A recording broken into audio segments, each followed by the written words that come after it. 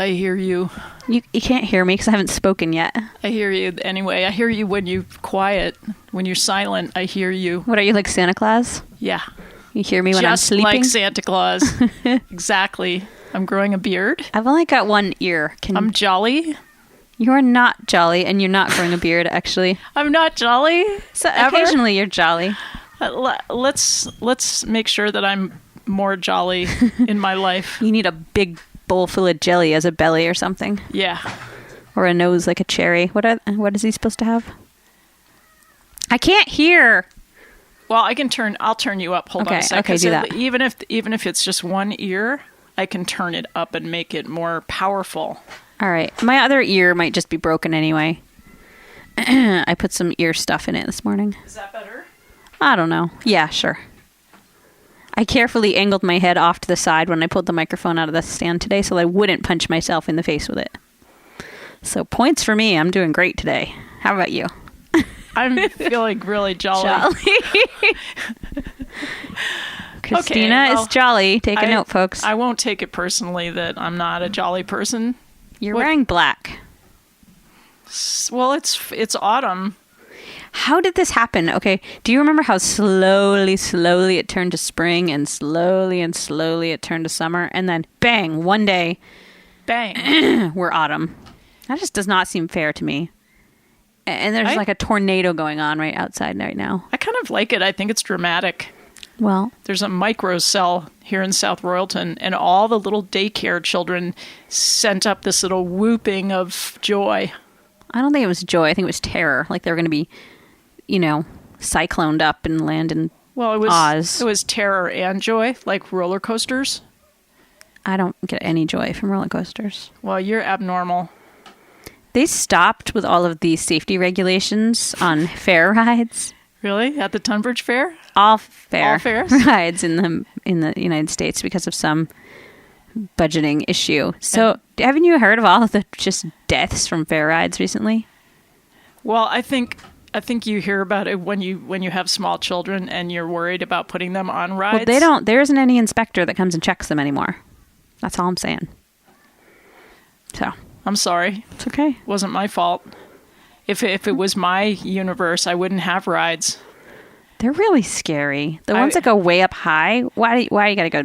Why? Well, I just why can't we have as much fun just taking a walk? We don't enjoy our own power very much. That's right, our own power to hallucinate and have altered states of consciousness. Take a walk with a beer. That's like a ride. What would you know? Wait. You don't drink. I know I don't. You just say that's Never mind. funny. I'm That's just funny. pretending to be a drunkard over I think here. it's I don't funny even that know. you say that. I got to turn you down. Look, you're going in the red. I can't hear myself. You can't? Well, is it just that you can hear a little bit? I can hear a little I bit. could turn this up a little bit farther. I just don't want to, like, is that better? I don't actually care. Is I'm that just better? giving you a hard time. Is that better? Yes. Okay. That's all the way at 3 o'clock. Holy Usually cow. it's at noon. Okay. Great. Is it going to make it loud for the people who are listening, though? No, I'm actually watching the meters. You know what happened is our show at the Tunbridge Fair. Yeah. We were broadcasting live. We weren't really broadcasting Well, live. first of all, we weren't broadcasting live. And second of all, I did such a bad job of recording it because the feed was really hot. And so all my settings were incorrect on my recording device, and it was all distorted. Oh, poopy. We thought it would be. I know. I actually looked into getting some software that can fix distortion to some extent. And I came really close to hitting the buy button. But then, I don't think you need to. It wasn't a great show. I don't remember us being great, do you? no, I don't think we were great. So that I think if we had been great, if we had been just witty and so funny and jolly, You would have bought it. I would have bought the stuff. And I was so close to getting that software. And what happened is I think I hit the buy button, and then it took me to a sign in, like I had to create an account, and I put it in the information, and then it said, sorry, there's already another user with that name. Well, I knew that user was me because I had set up the account to get a trial of the software. So I just said, forget it. I don't want to be in this endless loop of stupidity online. I know people can relate to that. So I didn't buy it. Then they started sending me emails saying, Oh, for crap's oh, it's sake. not too late to buy that software. You're like, well, you didn't let me. Yeah, you didn't let me. It's your fault. Jerk faces. Yeah, figure that out. God. That happens to me all the time. I try to set something up, and they're like, you're already here. And I'm like, well, clearly I'm not, because You're already I don't here. know what my password is. And to find my password, I have to, like, sign in or create an account. I don't know. It just makes it so you can't do it. There. That's my wisdom. Yeah, I feel your pain. Okay, good.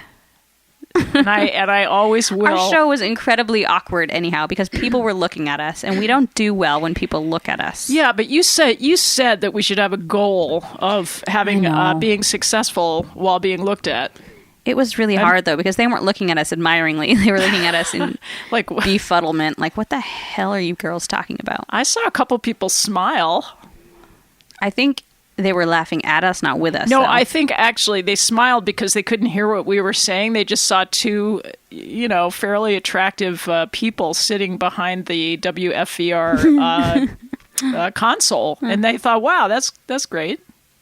That's All great." right. You hold on to that reality. I'll fantasize. I'll hold on to my own. that we looked good, even though we had nothing useful to say. We looked great. Okay. At least I did. You actually did look great. I was covered in chicken grease and sweat, and that's its own kind of look. it is You its know own what kind it of is? look. It is Yes. kind of, yeah. Yep.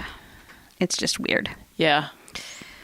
Yeah. Oh, yeah. I just figured out it's because I couldn't monitor off the recording device, which is, for example, what I'm doing right now. So if that was distorting, I would hear it because my headphone is plugged into right. it. Yeah. So I couldn't do that at the fair. Everything was a little technologically hoo-ha. I told you can't use that word anymore. I just makes me feel jolly to say Well, hoo-ha. I'm glad. It should make you feel jolly, but Try it. in a different way. People out there, you all know what hoo-ha means, right? And Kristina is just not buying it. I still don't think that's what it means. I really don't. It's too much fun to say. So how could it have kind of an off-color meaning? No. There's nothing not fun about it. I'm just saying. Okay. All right. Yeah. Well, it was a big week. Big week. It was such a big week. And now it's fall. Stop yesterday? saying that. Yesterday was the first. Don't say if that. they wanted me to be happy about fall, they should have named it something else, like fall. Is that a pleasant word? Fall. Fall. You want it to be like ascension. Skinning your knees or hurting yourself or knocking your noggin. Fall is not good. You can't call a season ascension. You can't call a season verb either. Well, okay. Well, what would you call it then? Just come up with I'm an better idea. with autumn. That's okay. Oh, I mean, just autumn. Just autumn ascension. Just no, that sounds like we're all going to like the afterworld or something. Well, maybe we are. Into like little hibernation nation. Oh my God. This tree is going to break and it's going to smack our window with those horrible little The seed bods. seed bods. ball sack things that are so disturbing every fall, hanging outside our window. I don't really see them Why that are they way. shaped like that? Mother Nature has an obscene little sense of humor. How do you not see them that way? It's all about procreation. Why wouldn't it be shaped that way? It's just sort of silly. I don't like those things. As long as it achieves its goal, which is procreation, I think it's going to be fine, just the way it is. Well, I find it not right that it's raining those down on the little small children beneath. My little nephew's down there now because my sister went back to school. So one of those screamers that we hear is most definitely him. He is hardcore screamer. Great. Yeah. I'm glad there's another screamer. I don't understand the screaming thing. My kids didn't scream. Did your kids scream? Yeah, 1 out of 3 was definitely a screamer. Like a tantrum screamer. Yeah, or just for fun. Like they like to just scream to get a reaction. No, I think it's genetics, really, whether you like to scream or not. Jen's kids are both screamers. Myra's, I think, got one. No, Myra's kids are pretty quiet, So actually. That kind of earth-shattering, like, yeah. jars your High-pitched brain scream. kind of a thing. Yeah. Yep. Yeah, it's not that pleasant to be around. No. Not. And here we are perched on top of hundreds of them down there. I don't know how many kids are there. I've never counted them all. I don't think they're all out at once either. They hide some of them inside in the closets and then they let them out. Yeah, I think they put at all different times. They put all the babies in a room because when I unlock the door in the morning to come in the studio, then I see the baby room. Oh yeah, but there's a couple babies out there sitting on people's laps. Maybe they rotate the lap babies. They rotate the babies out. Yeah, like putting them out to pasture, to air. Baby rotation. Oh, so I just saw an article that Texas, of course it's Texas, for God's sake, is in their I don't even know how to word it now. Whatever. They somehow made it a law that diapering a child or changing a child's diaper is a felony. Because you're touching. Wait. What about a parent doing it? You mean in public? Anybody? No. Oh, come on. Anyone. It's not a law that anyone's it's not like they're going around and arresting every parent for changing their child's diaper, but in a court case, they actually can use it against someone. Isn't that bizarre? I think the world is bizarre right now. It is absolutely bizarre. I had a big group of British tourists, ladies, come through my museum yesterday, and there's a painting in our museum of the Senator Morrill's dog, and his name is Trump. They named their dog Trump. Yes. Clearly, it's got no political reference to it because this was to current day Trumps. Quite a bit before the current day Trumps even existed. The Morrills like to play cards, so it's a card reference. But anyway, the dog portrait has gotten a lot of dirty looks this summer, and I'm fine with that because it makes me hopeful. These people actually started a conversation with me about it because they're just mystified. You know, they're from England and they do not understand what the hell is wrong with us, and they just want to know if it's for real, if it's totally for real, or if it's just a reality show, which it kind of is. They feel so embarrassed for us. The whole world feels embarrassed for us. I feel embarrassed. I know. I was so ashamed to have to try to tell those ladies that I was a normal, nice human being. Because I think he basically embodies what other countries think about big, stupid, dumb, loud Americans. Mm-hmm. And it's embarrassing. I'm super ashamed. He probably made this diaper law himself. Probably. Well, I came up with an acronym that I think you'll like. What? This will pick your spirits up. UCD.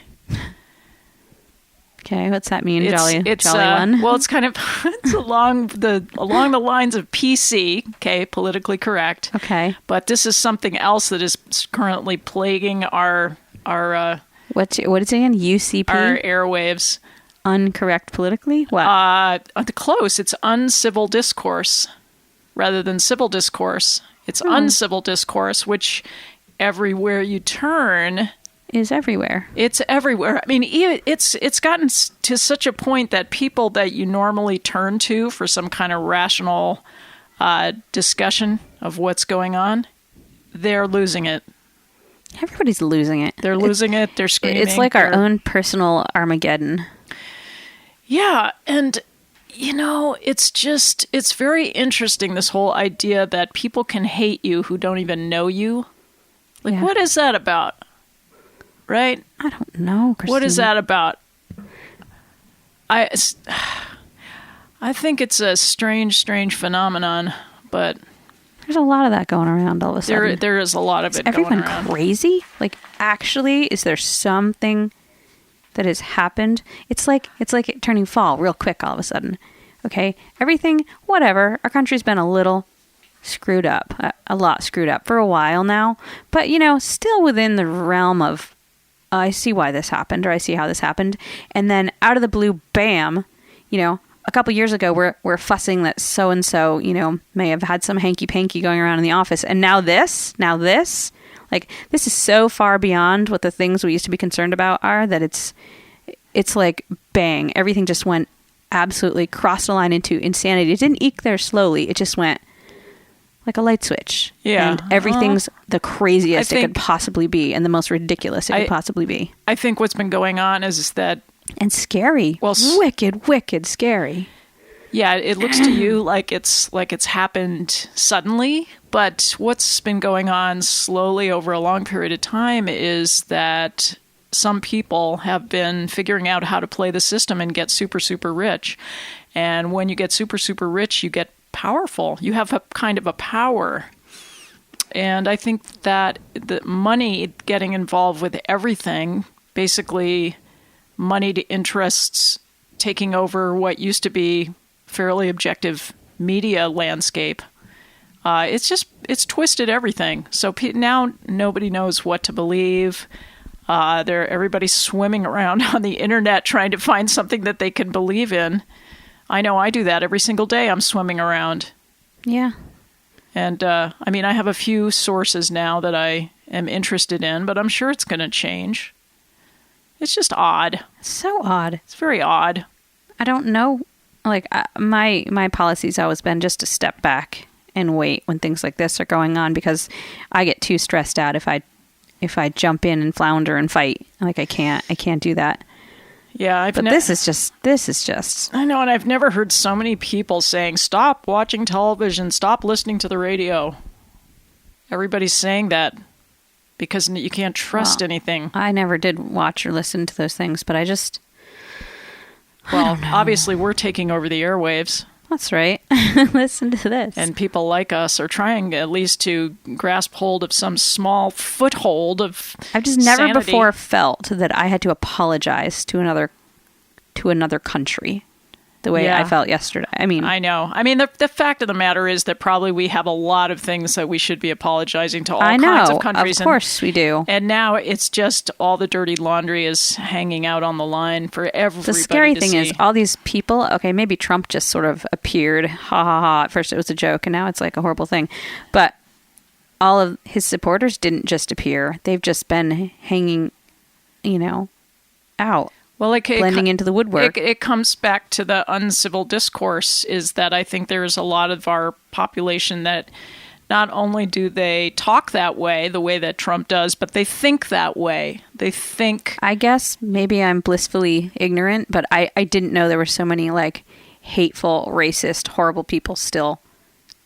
Like, it's now. It's 2016. Yeah, How can that even be a thing? I don't even think you have to be hateful or racist to be voting for No. I actually Trump. know several people who are not hateful or racist, and I'm still shocked. But I think what's the motivation? Well, they like the kind of freewheeling, outside the box approach that Trump is upsetting the apple cart, and it doesn't really matter how he does it, but people admire that just for what it is, and they want to upset the apple cart. And I don't blame them for that type of motivation. No, I guess I don't either, in a way. Yeah, but it's the destruction that's going to come, like the backsliding and environmental. Right. And I mean, there's just so many things that are going to backslide. There are peaceful ways to upset the apple cart. Well, I'm not sure. I mean, yes, I agree with that, but I think that this is a time where we have to push a little deeper to make change. I don't think we can sit around like we did for the last couple of decades. No. Well, I don't know if you were sitting around. You're supposed to be jolly. Let's change the subject. You said I wasn't jolly, so I'm not even trying anymore. All right, no, be jolly. Be jolly. I have to go away from here today and not want to whack my head into a brick wall. All right, well, we'll switch to a track of music that is kind of cool and jolly. Well, it's are you trying to channel Christmas? Is that what's with this all jolly business? You're trying to hurry up winter. I know what you're doing now. You're the one that brought up Santa Claus because you obsess about Christmas. You wish Christmas was tomorrow. I know you do. No, because I'm not ready. Oh, not ready. Okay, but I didn't. If I was ready, I would wish it was tomorrow. Yeah. Yeah, I didn't bring up Santa. I think you did. Okay, but jolly is a word that has been married to Santa. Yes, I was free associating. You said Santa, I said jolly, and that was how it all started. All right. Well, we're now going to switch over to the Zen Cowboy, which is the track of music that I have queued up here. So here we go.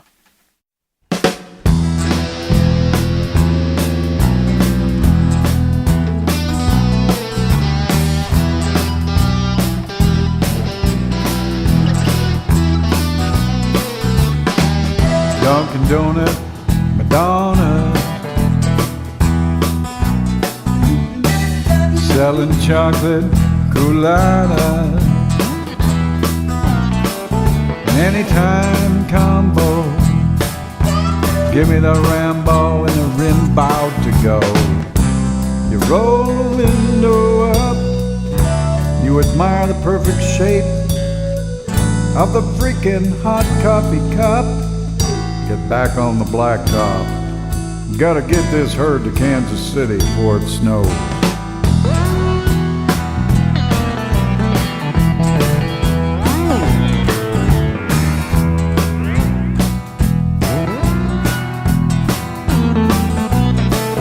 Gonna cross those deserts of misery. Gonna swim those rivers of joy.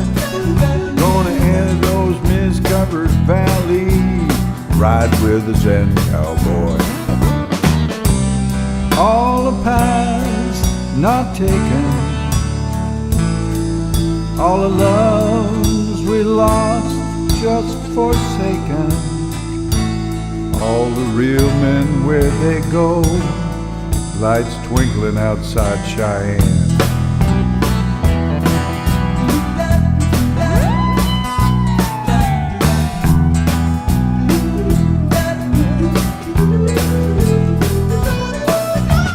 Sound of one hand clapping, no ball in the polka notes.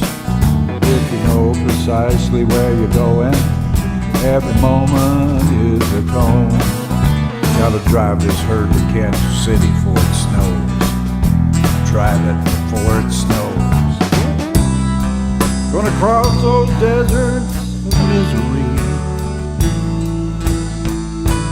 Gonna swim those rivers of joy.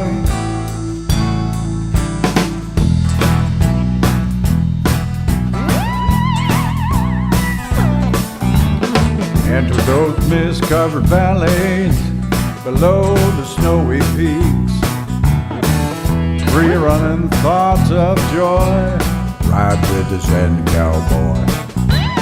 Feel so free and easy, transcending love of it all. Yes, it is such joy. Ride with the Zen Cowboy. Yes, ride with the Zen Cowboy.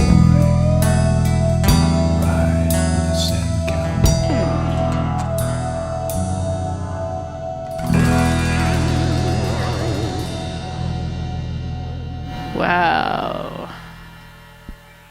I feel a little bit better now. I thought you would. That was Davy Davis. I think Jay Stevens had something to do with that track, too. Is that a conflict of interest? You're playing your honey bun on here? I can play anybody. Do you ever I call want. him cutesy names? Every time I see him, I'm like, I wonder what Kristina calls him. Does she call him Trouty? I have a very sober relationship to the people in my life. You don't call people pet names? I call people so many pet names. I hate pet names. No. You want me to call you a pet name? Not really. No, I'm not a cutesy person. You could be. What do you mean I can see you being a little tiny bit cutesy sometimes. In private, not in public. Right. I am with my cats, I guess. I know, that's what I was about to say. I let that, because I thought about this the other day. I've been living alone for a long time, and someone was in the house, and I realized that I was talking to my cats in front of them. And I talked to my cats, and then I thought, wow, was I using a funny voice? So now I'm going to be a little bit more careful since I have a roommate for a month. I think it's okay. Do you ever sing songs to your Never. pets and No. put their names in Nope. No, spots? No, I'm not that kind I of... was singing "Oh Those Golden Slippers" this morning to my cats, but my cats are both yellow, so I was singing "Oh Those Golden Kittens" instead. Could you record some of that? No. Please? No. Please? Come on. When do I ask you for anything? And I haven't asked you to do anything. I sing "Maybe in the Sky with Diamonds." Please, just take some kind of hand. Open your computer, turn on the record function, and just record Maybe that someday, stuff. just for you. Because I could put that together as a kind of montage.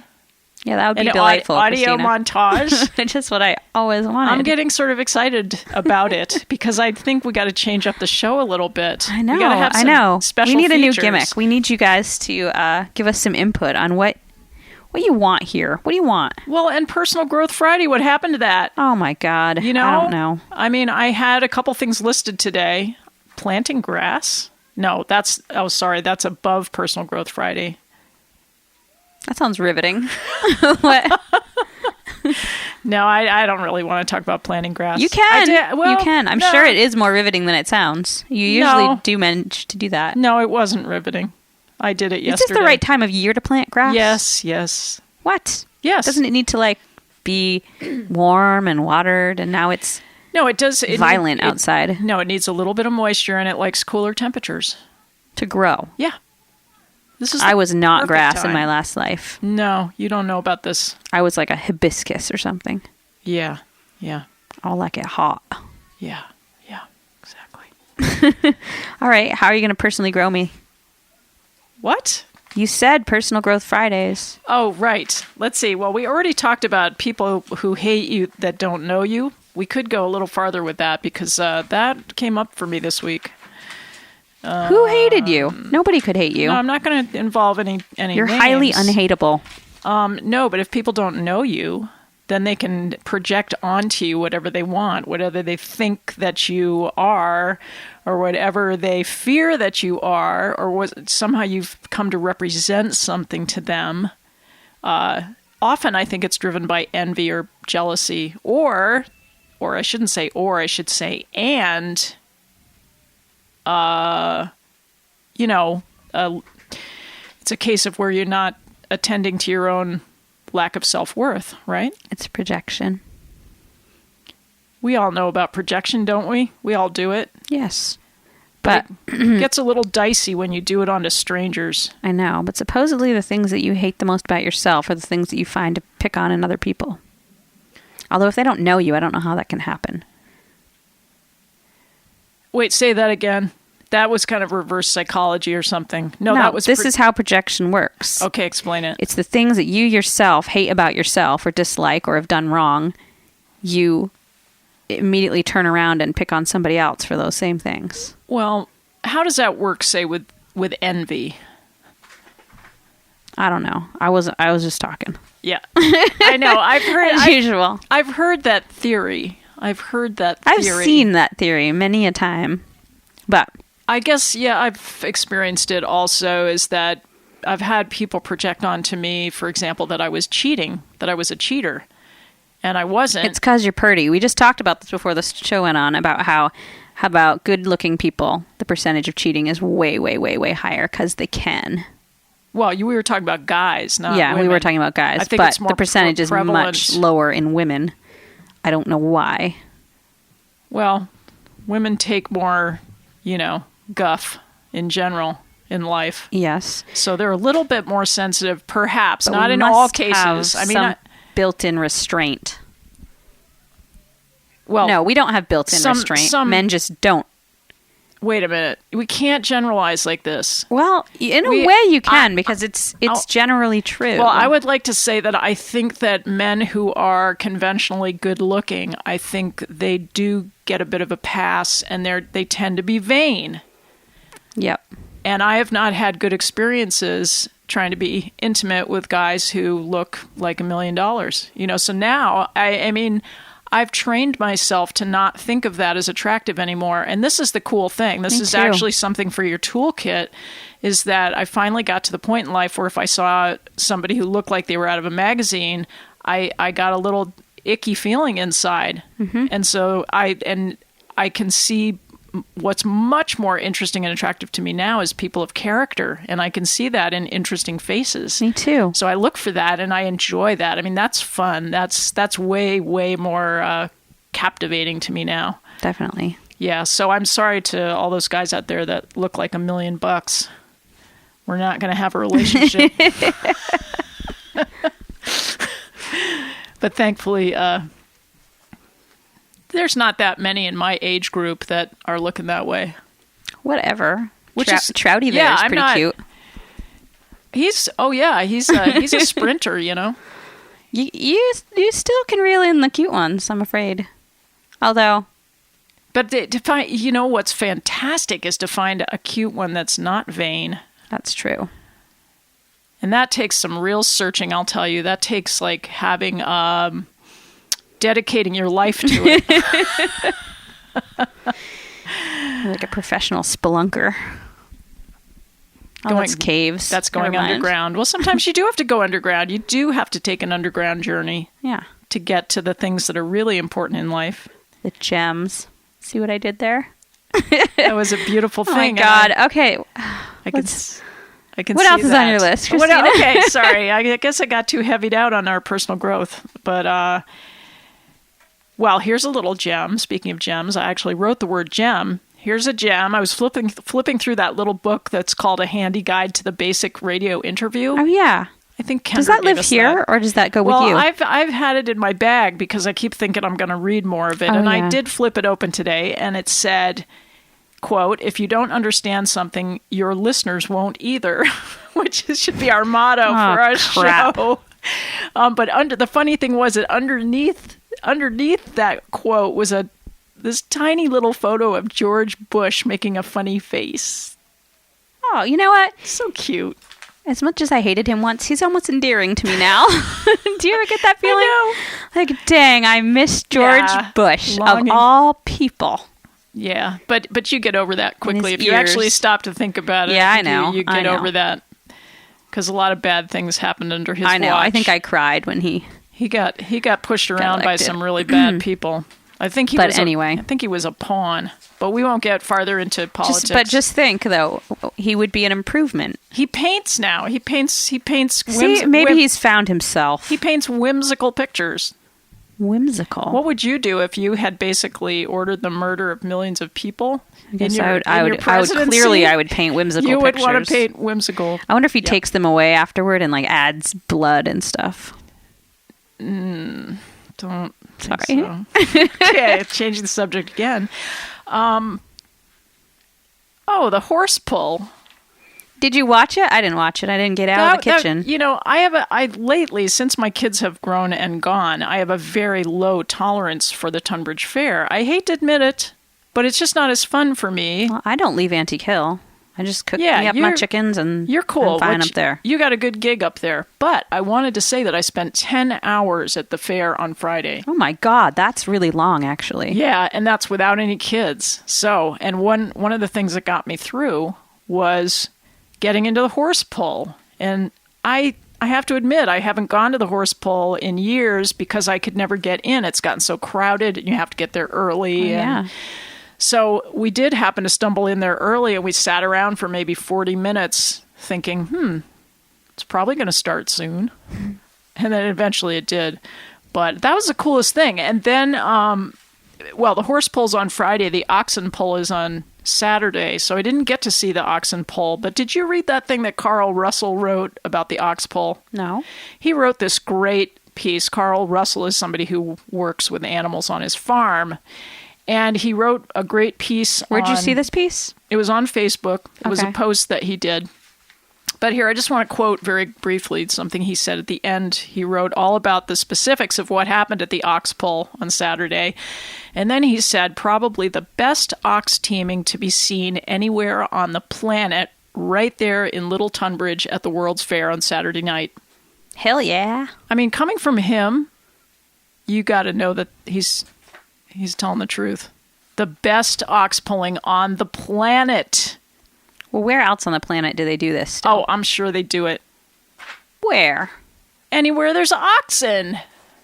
What about water buffaloes? That's a whole different thing. You can't compare oxen. I wish we had a water buffalo pulling. I wish we had other things pulling, like ostriches. I would give a lot to see two ostriches pulling something. You do not. Yes, I do. I love the scene in Swiss Family Robinson where they ride the ostrich. Like, I pause it and I laugh and I laugh. I don't know why. I just do. It's so funny. You can't even think about it. It's coming to me. I'm trying to They speed up the film right there. So, Yeah. and the ostrich like goes in all different directions, like jerky and jolty, and the people are like hanging on because there's nothing really to hang on to except for this long skinny neck, and they're sitting on the big ball of ostrich body, and it's way up high off the ground because it has those long legs, and its head is going, and the film is speeded up, and it's like going in circles and back and forth. And so this is a very practical recommendation to people who are feeling kind of down and out. You want some jolly, you watch Swiss Family Robinson, and you fast forward it to the ostrich ride part. Here comes the train. Train's coming. Oh, it sounds so lonesome today. Listen to that. It's because it's windy and rainy and cold out. Wow. I got the urge for going. Where are you going? That's a line from a song. I think this just goes to like someplace not fun. Someplace you already go a lot, and I'm fine with not going. Don't you love the way that the pitch of the whistle changes as it goes by you? It starts to go down. Talking about fall. It starts to fall. It does. So you get that lonesome feeling like when fall arrives and you're thinking about buttoning up. Buttoning up? I know you don't really like buttoning up. I do. God, I have to do all the firewood still. I do too. I have to move. I'm not usually this behind, but it came so quickly. I wasn't expecting this. It was just... Come on, you had all summer to do your firewood. No, I had so many other things I had to do this summer. That's just how it goes. There's a lot to do. God. There's a lot to do. I need more time. Yeah, me too. I know that's a huge cliche to say that. No, I was just talking about that last night. I could totally, absolutely make my life a little more organized if I had twice the time that I have now. I think even if we could add in, say, an extra 5 hours each day, even that would be useful to me. That would make things so much easier. Yeah. Because there's stuff that the other day, there was something that I wanted to do. I just felt like doing it so much. I was going to transcribe something, and I was really excited about it because I wanted to carefully listen to these words that I was going to transcribe from a recording. But I didn't have the time. If I'd had an extra 5 hours, I would have just done it. I know, but those 5 hours would probably be spent someplace else. Like, it is just... making money. I cannot stay on top of everything. I'm constantly forgetting things, juggling, trying to do 17 things at once. This, as harried and ridiculous as we probably sound, this is my, 1 hour that I'm just doing one thing.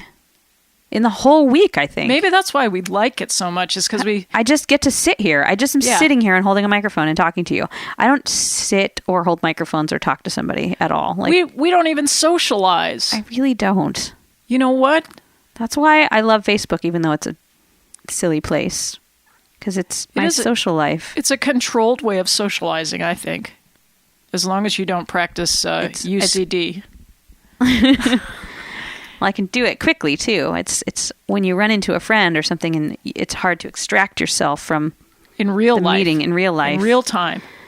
In Facebook time, you can be brushing your teeth and scrolling through quickly, and yeah, it is very controlled. It's handy. Yeah, we're not very good at free-form socializing. That, I think, terrifies us. Mm-hmm. I do. I mean, if somebody asks me to go work on a project, I'm much more apt to be involved than if they say, hey, come over.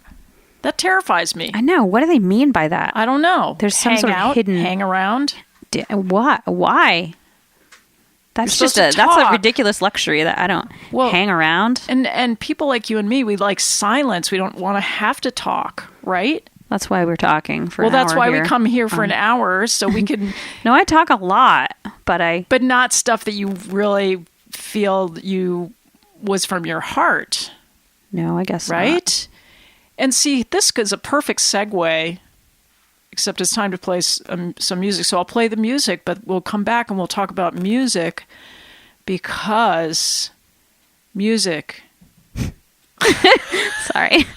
I wasn't making those faces at you so that you would laugh, but you just did anyway. Okay. I know. What? Because what about music? Give me your deep thoughts about music. Music lady. Ponder on this. Music opens a conversation that we all want to have. So, all right, I'm going to play a track from both there called The Bitters.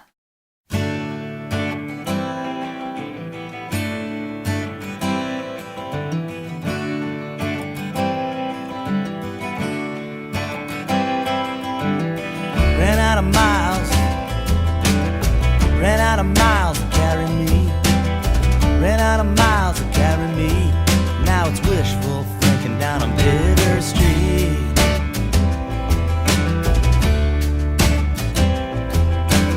Started with nothing. Started with nothing, that's all I needed. Started with nothing, that's all I needed. But nothing sure gave me one good beating.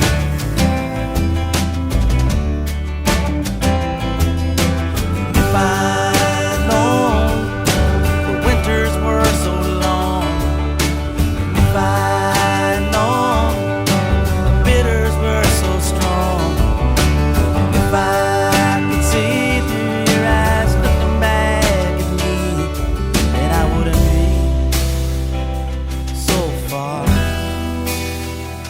so gone.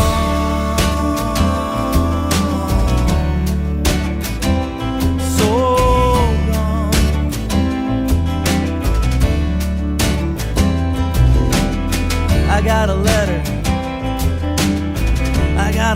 that made me mad. I got a letter that made me mad. It said, don't drink the water's gone bad.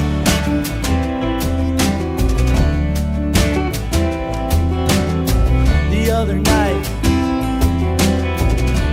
night when the lights went out, the other night when the lights went out, it was too dark to think her turn herself around.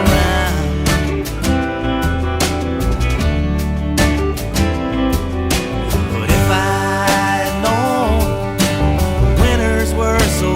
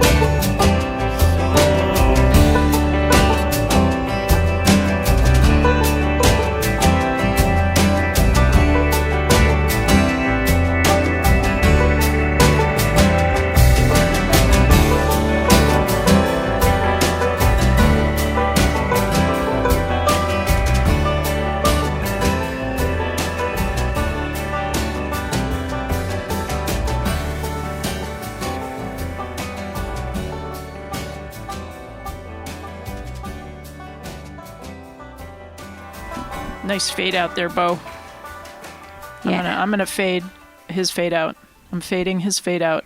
So it's kind of a fake fade out. Double fade. That I just created. Fake fade. So, okay, back to my fascinating topic of music. Well, I just had this realization that what is so great about music? Music opens a conversation. And why is that important? Well, we all have conversations inside we have burning issues that we often don't have the opportunity to talk with anyone about because we don't have the right people in our life, or the people who are close to us, they're sick of hearing that you tend to run these same old tape loops with people on certain topics. And so, and yet the heart still has these conversations that it needs and wants to have. So I think music gives you that opportunity to have a conversation. It opens a conversation about some emotional aspect in yourself that's not getting attention. And that's really, really useful. So that's all I had to say. I find sometimes, though, that music can, music is one of my favorite things in the whole world, but as much as I love it, I've found that music has led me to be very false to myself as well, because if a certain type of music is playing, I have actually fallen in love with someone before just because they happened to be singing a certain song or because a certain song was playing. And interesting. Because sometimes I am tricked into thinking that music is like the soundtrack to my life. Like my entire life is this little music video. So the song is almost prompting me. Well, it's fueling a fantasy. If it's this really passionate, amazing, gorgeous song, and I feel it deep inside, I kind of project that to the next person. This happened all through teenagerhood. It was really bad. Or if you're slow dancing, at the school gym with somebody to this perfect song, you're like, that's it. This person is the most... It has nothing to do with the person. It had to do with the bizarre feelings that were coming over me, not because of the person, but because of the music. Right. I think you're totally correct on that, and that's why I sort of have stopped listening to music at certain points when I wanted to just get a better sense of sobriety and get away from fantasizing about relationships. Mm-hmm. But on the other hand, that's makes me drive too fast too. Yeah. If I put on loud music, I drive too fast. Right. But the problem is not... it's the conversation that you're going to have with that piece of music is an important conversation to have anyway. The problem is when you start to project onto people exactly that they can, that it's about them or it's about your relationship with them. That is often incorrect.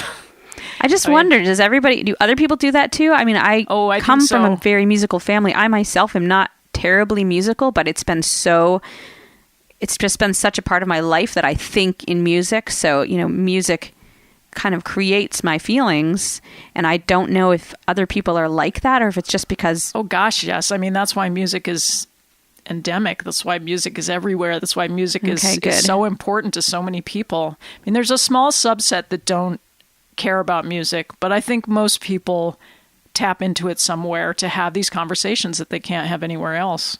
I just found it really irritating as a teenager to be listening to these beautiful, meaningful lyrics, and then the person you're standing with doesn't actually even hear them. Like, it's all I can hear when I hear the music. Certain things, the words, and you're relating them to yourself or to your relationship, and the other person's just like la la la. They don't hear them. They don't relate it. So it can't be exactly the same for everyone, but. Yeah, and for you, the music, the melody that goes behind the words creates an even deeper impact. It's sort of like the delivery system for the words is the melodic part. Yeah. And that sometimes people just hit it right on. That's a good song, is when that delivery system is really working at its peak efficiency. It's so interesting to break it down. Yeah, it is. It is. Anyway. So... I had a spelling word for you. Okay, wait. Well, I have two. I have two. Nice. You feeling cocky? Jolly cocky. Go ahead. Voyeur. Voyer. Close. What? Oh, there's a U. Self-correction. Good. I think you have a high ability to self-correct once it's brought to your attention. Yeah, you're right. I kind of knew that, but... Say it again. Voy. Is it EUR? Yep. Okay. Voyeur. Voyeur. which is just a fancy word for a peeping Tom. A voyeur is motivated by anticipation. Yeah. He invests endless hours in the hope of seeing what he wishes to see. Yeah. Check. Okay. Yeah, for some reason I stumbled on this New Yorker article again about a guy who ran a motel in, where was it? Aurora, Colorado. This is many, many years ago. And he put vents in the ceiling so he could secretly watch all his people, but he took copious notes. He was almost like a scientist about it. He was very interested in maybe he was a misguided anthropologist. He was. He was a behavioral scientist, and I mean, not professionally, but obviously he just ran a motel. But and he was a voyeur. You could, the both having both problems. It is kind of fun in a weird way, not the creepy way. I don't want people to be naked or anything. But do you remember as a kid, like playing hide and seek and people not knowing where you are and peeking out and watching them? I don't remember doing that, but I remember my kids doing it to me. I just kind of used to like that, and I used to when I was really, really little. I used to like to get up in the middle of the night and sneak to the stairs and look down through the railing at my parents who were sitting, chatting or having tea or whatever in the living room.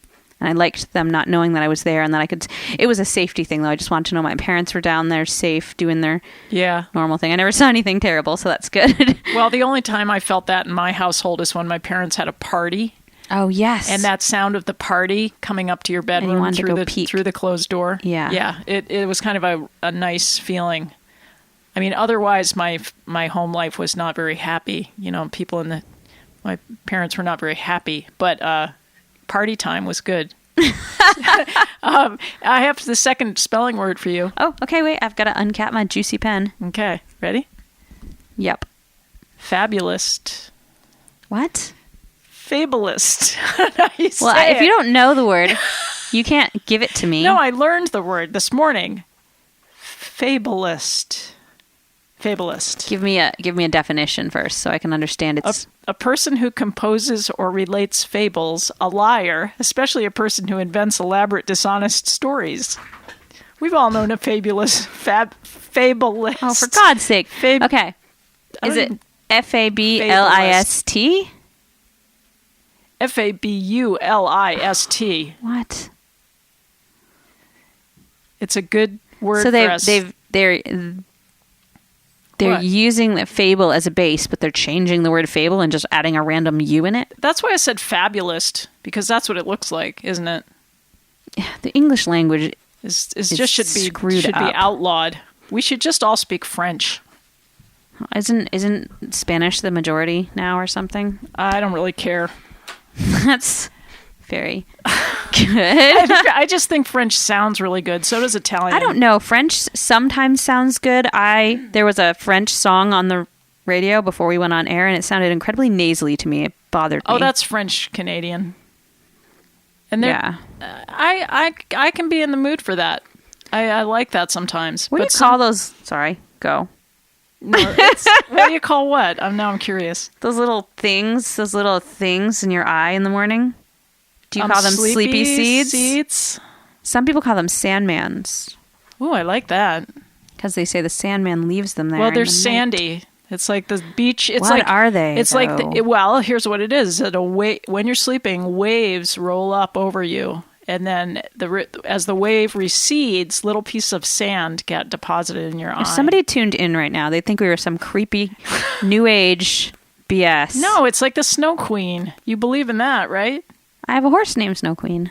Of course you do. And that was about the little chip of ice that was lodged in the boy's heart. Or the girl. Your body temperature is 98.6. So technically a chip of ice lodged in your heart would melt in about 6 seconds. Well, did you know that fairy tales are actually not true? Literally true, but they are true on a different level. I'm starting to get an inkling of metaphor. Of this. And there's a psychic reality to fairy tales, but I wouldn't take them literally. So that ice chip, I wouldn't worry about it too much. All right, I guess it's a metaphorical ice chip. Okay. So it can lodge in your heart. That's all I'm saying. If you're saying, can it be or can it not be? Yes, it can be. Maybe people had a different body temperature in Hans Christian Andersen's days anyway. Well, but, Hans Christian Andersen wrote the... And they were Dutch, right? He wrote the creepiest fairy tales. Yeah.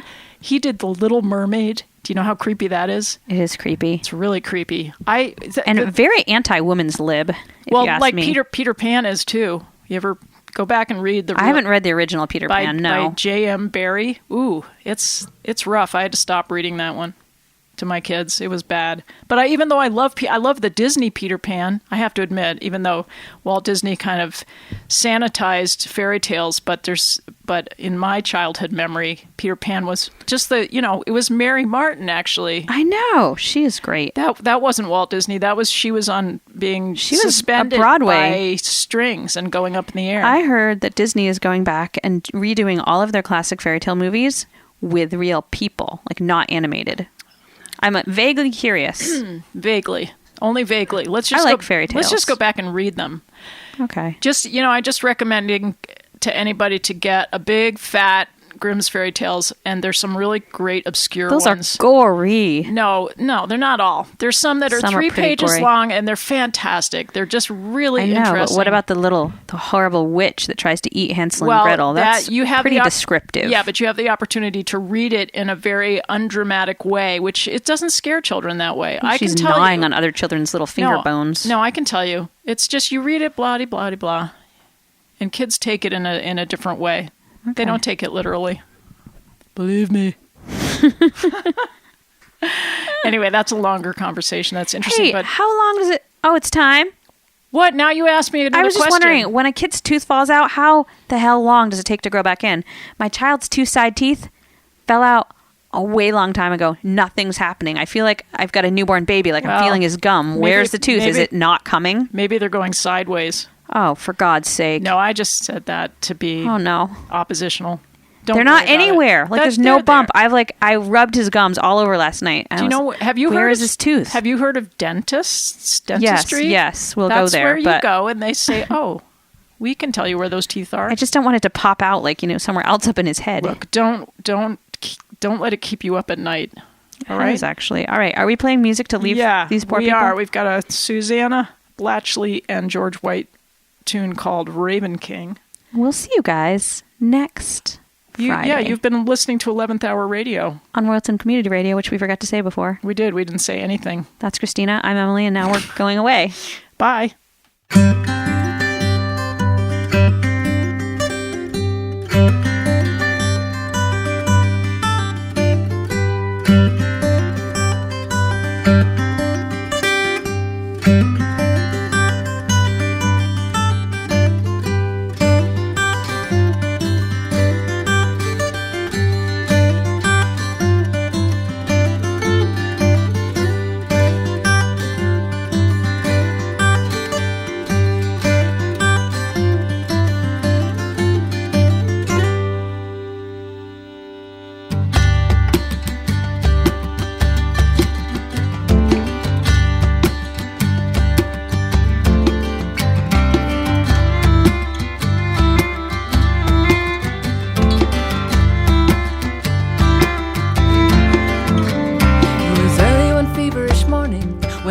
Sudden start. I held one hand over my forehead and the other on my heart. It was then I remembered what happened. I had a most unusual dream. I fell in love with a Raven King and he fell in love with me.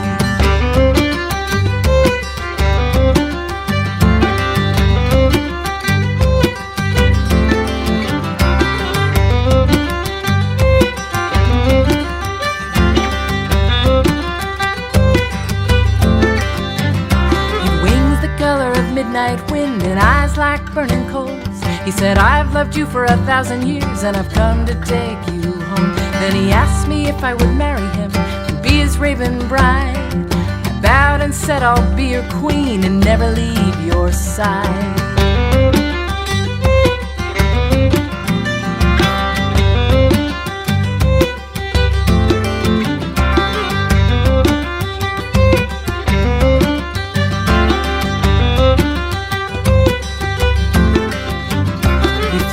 Top of the highest hill and watched the day unfold. We saw rivers of brightest silver and fields of liquid gold. He said, this is our holy dominion, as far as our eyes can see. Then he took me into his ebony wings and made sweet love to me.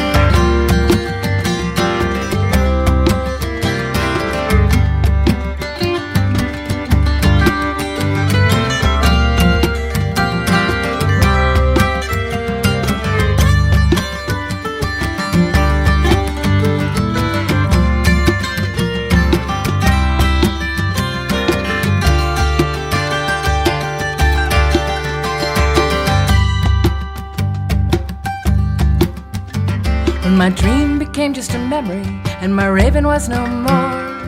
I wept to think that I lost the love I waited my whole life for. Then I heard a sound at my window, like the beat of a wild drum. I rose from my bed and hurried to see just where it was coming from.